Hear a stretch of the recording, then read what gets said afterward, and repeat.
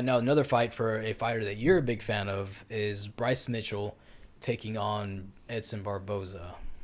Yeah, so I'm specifically really excited for that fight. Bryce Mitchell, I'm a huge fan of his.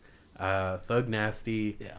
amazing jiu-jitsu. Some of the most fun to watch jiu-jitsu in MMA right now. This dude can do it all. He's done, what does he have, 2 twisters? Yep. Which is one of the most rare submissions you can have.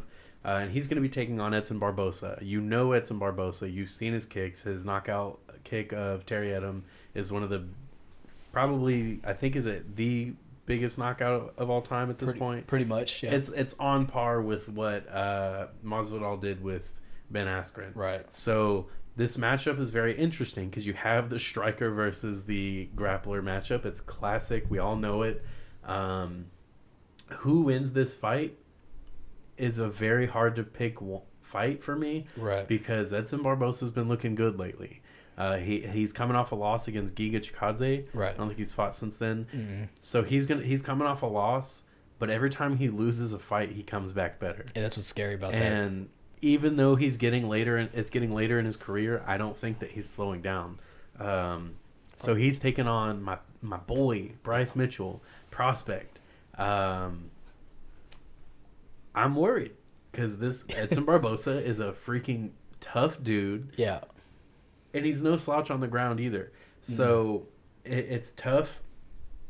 The way I see this going is, of course, because I'm biased.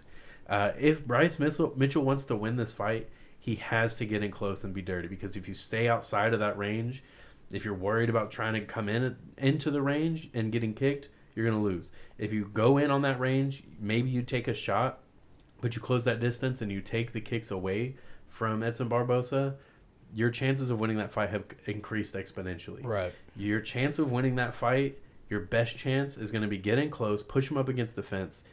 Maybe you don't get him down, but dirty box the hell out of him because he will beat you up if you don't. That's one of the things I was going to point out too is Edson Barboza used to train with Frankie Edgar and Mike Henry.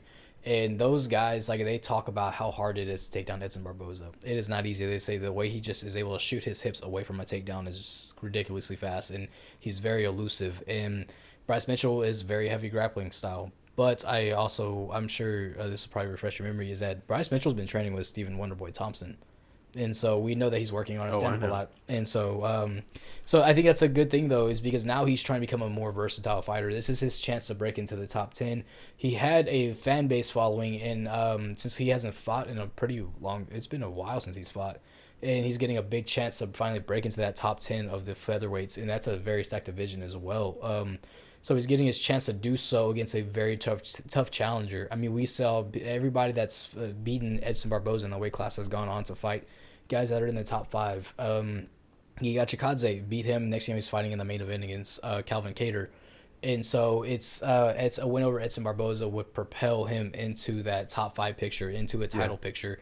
And so I'm excited for this fight. It's going to be I think it's going to be a knockdown, drag-out fight because you're going to have 2 guys who are going to try to implement their style as much as possible. And it's just, I don't know, man. These guys are going to go at it. Yeah, it's definitely going to be a do-not-miss fight, for sure. Yeah, Bryce Mitchell makes it ugly in a good way. So does Edson. Yeah. So, again, it's a classic matchup. Don't miss it.